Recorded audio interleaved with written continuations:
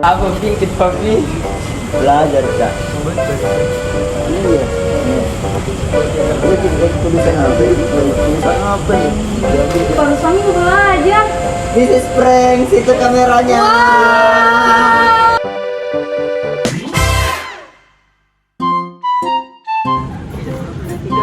Ih, kalian siapa? Kamu nanya, kami siapa? Saya Rivaldi. Saya Caca. Halo, saya Pami. Saya Rida.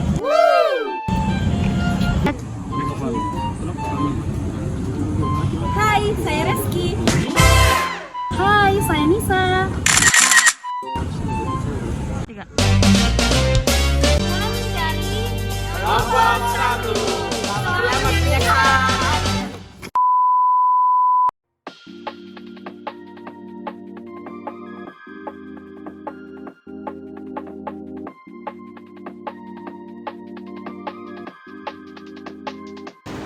Baik, yang pertama itu adalah sistem koordinasi pada tumbuhan. Sistem koordinasi pada tumbuhan adalah sistem yang mengatur segala aktivitas biologis pada tubuh organisme.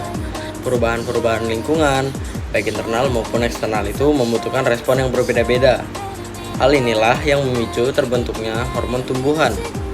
Sistem koordinasi terdiri dari gabungan dua sistem. Yang pertama itu ada sistem syaraf, dan yang kedua itu sistem hormon. Sistem ini umumnya terdapat pada hewan dan manusia, sedangkan pada tumbuhan hanya ada satu sistem, yaitu hanya sistem hormon. Hormon tumbuhan merupakan bagian dari proses adaptasi dan pertahanan diri tubuh-tumbuhan untuk mempertahankan kelangsungan hidup jenisnya. Hormon pada tumbuhan terdiri atas auksin, giberelin, gas etilen, asam absisat, sitokinin, asam tromalin, dan kalin. Selanjutnya saya akan menjelaskan tentang hormon tumbuhan atau fitohormon.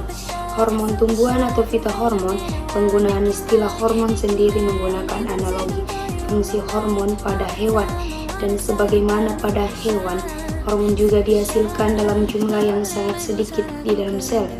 Hormon tumbuhan merupakan bagian dari proses regulasi genetik dan berfungsi sebagai prekursor rangsangan lingkungan memicu terbentuknya hormon tumbuhan. Bila konsentrasi hormon telah mencapai tingkat tertentu, sejumlah gen yang semula tidak aktif akan mulai ekspresi. Dari sudut pandang evolusi, hormon tumbuhan merupakan bagian dari proses adaptasi dan pertahanan dari tumbuh-tumbuhan untuk mempertahankan kelangsungan hidup jenisnya. Hormon tumbuhan diproduksi dalam konsentrasi yang sangat rendah, tetapi sejumlah kecil hormon dapat membuat efek yang sangat besar terhadap pertumbuhan dan perkembangan organ suatu tumbuhan. Hal ini secara tidak langsung menyatakan bahwa sinyal hormonal hendaknya diperjelas melalui beberapa cara. Suatu hormon dapat berperan dengan mengubah ekspresi gen dengan mempengaruhi aktivitas enzim yang ada atau dengan mengubah sifat membran. Beberapa peran ini dapat mengalihkan metabolisme dan perkembangan sel yang tanggap terhadap sejumlah kecil molekul hormon. Lintasan transduksi sinyal memperjelas sinyal hormonal dan meneruskannya ke respon sel spesifik. Baik, di sini saya akan menjelaskan jenis hormon pada tumbuhan atau fitohormon.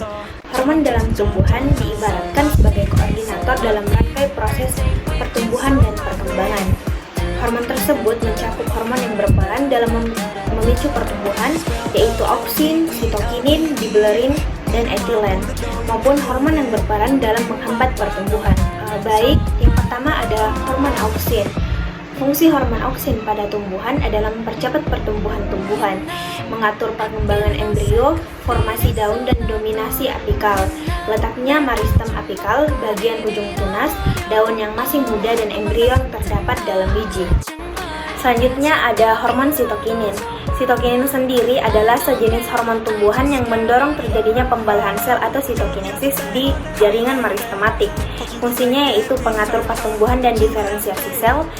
Sitokinin juga mempengaruhi dominasi pucuk, pertumbuhan kuncup tepi, dan penuaan daun. Hormon sitokinin terletak pada embrio, akar, dan buah. Yang ketiga ada hormon giberalin. Giberalin merupakan hormon yang berpengaruh dalam proses perkembangan dan perkecambahan pada suatu tanaman saat bekerja sama dengan matahari. Hormon ini berfungsi mempercepat perkecambahan biji, membantu pembentukan tunas atau embrio, memperpanjang batang, pertumbuhan daun, merangsang pembuangan perkembangan buah, pemanjangan batang, dan pertumbuhan daun.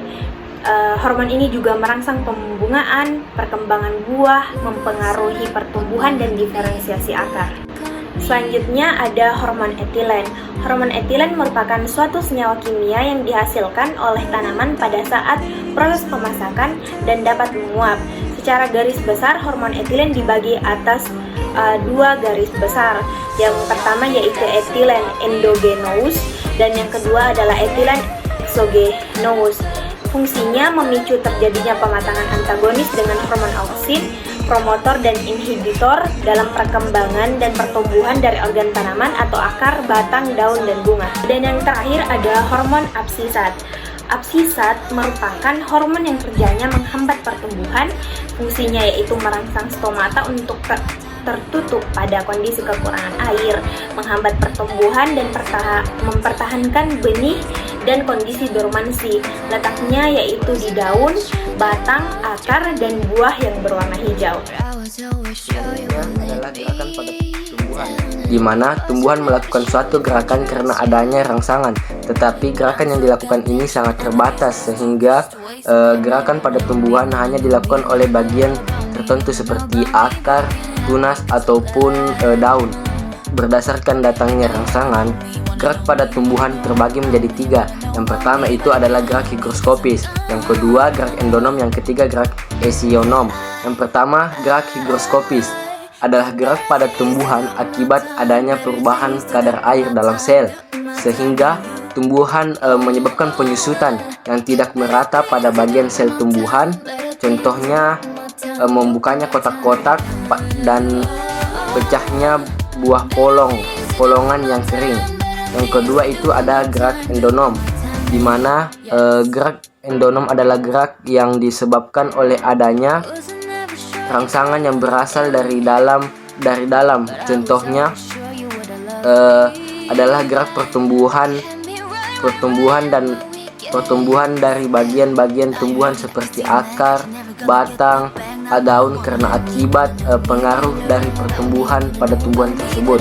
Selanjutnya adalah gerak esionom, adalah gerak pada tumbuhan yang dipengaruhi oleh rangsangan dari luar tubuh tumbuhan tersebut atau dari faktor eksternal, di mana gerak esionom ini terbagi menjadi tiga. Yang pertama gerak nasti, taksis, dan tropisme. Yang pertama saya akan menjelaskan tentang gerak nasti, di mana gerak nasti ini adalah gerak tumbuhan yang arah geraknya tidak dipengaruhi sama sekali oleh adanya rangsangan, tetapi gerakan ini disebabkan dari perubahan yang ada pada jaringan daun. Gerak nasti ini terbagi menjadi 5. Yang pertama tigmonasti, yang kedua fotonasti, yang ketiga niktinasti, yang keempat itu trikmonasti, yang kelima itu nasti kompleks. Di mana yang pertama itu ada tigmonasti. Tigmonasti itu sendiri adalah gerakan yang dipengaruhi oleh akibat sentuhan atau tekanan dari luar. Salah satu contohnya yang itu menutupnya daun atau daun pada putri malu. Yang kedua itu ada fotonasti, di mana fotonasti ini adalah gerak pada tumbuhan yang dipengaruhi oleh cahaya, yang dimana salah satu contohnya itu menguncupnya bunga pada bunga pukul 4. Yang ketiga ada yang namanya gerak niktinasti, atau gerak yang dipengaruhi karena adanya rangsangan dari luar lingkungan di malam hari. Salah satu contohnya adalah menutupnya daun pada tumbuhan polong. Yang keempat ada yang namanya gerak trikmonasti, atau gerak karena pengaruh suhu, contohnya bunga tulip. Yang kelima adalah nasti kompleks atau gerak nasti kompleks, di mana gerakan ini disebabkan oleh adanya dari satu rangsangan atau lebih. Salah satu contohnya menutupnya stomata karena pengaruh cahaya matahari, zat kimia, dan air. Baik, selanjutnya adalah gerak taksis. Gerak taksis adalah gerak yang hanya terjadi oleh adanya rangsangan dari luar. Seluruh tubuh tumbuhan itu bergerak dan arah gerak ini dipengaruhi karena ditentukan oleh adanya arah rangsangan. Gerak taksis terbagi menjadi 3, yaitu fototaksis, kemotaksis, dan galvanotaksis. Fototaksis adalah gerak taksis yang terjadi karena adanya rangsangan dari cahaya. Kemotaksis adalah gerak taksis karena rangsangan zat kimia. Contohnya gamet tumbuhan lumut, di mana gamet jantan bergerak menuju gamet betina. Dan galvanotaksis, gerak yang dipengaruhi oleh arus listrik. Contohnya pada gerak Fox globator atau alga biru berkoloni yang bergerak mendekati sumber rangsang yang mengandung arus listrik. Selanjutnya gerak tropisme merupakan gerak tumbuhan yang arah geraknya sangat dipengaruhi oleh arah datangnya rangsangan. Tropisme positif merupakan gerak yang arahnya menghampiri atau mendekati rangsangan.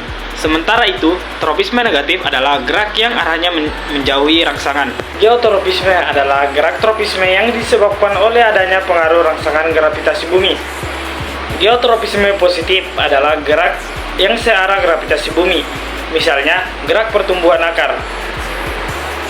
Geotropisme negatif, jika gerak responnya menjauhi bumi atau menuju ke atas, misalnya gerak pertumbuhan batang.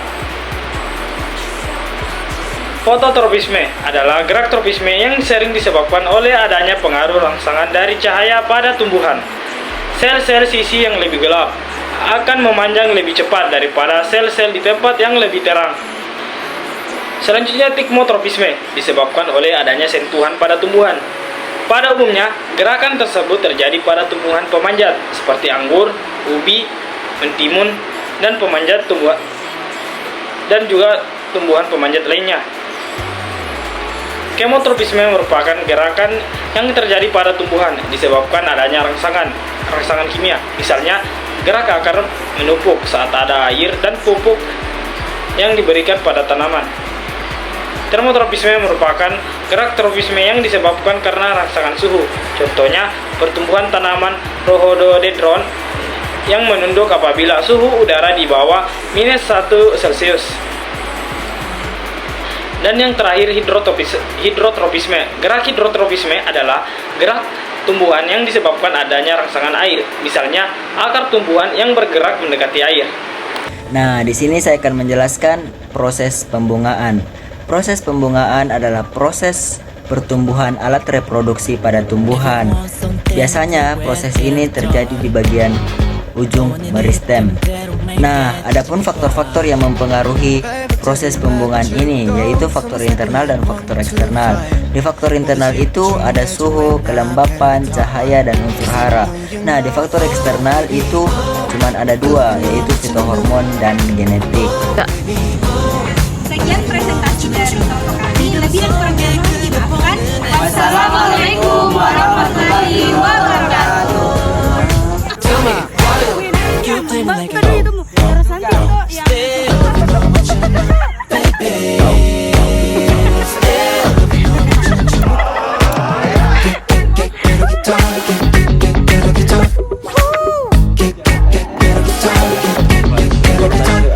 If you want something to play with, get a guitar. 가볍게 톡 어깨에 메고 시작해봐. 불타오른 love and you, 멋지는 순간 feel the vibe. 맘이 가는 대로 play it, get a guitar. 'Cause I know you know. Oh baby, oh yeah, yeah. I love it 너무 멋진 너. Oh baby, oh baby, oh. I love it 너무 멋진 너. 리듬 속에 그려보는 햇살 가득한 꿈 in my heart.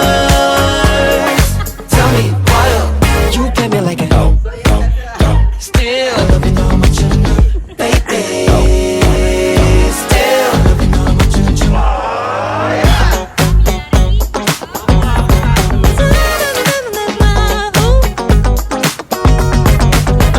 Baby, get a guitar.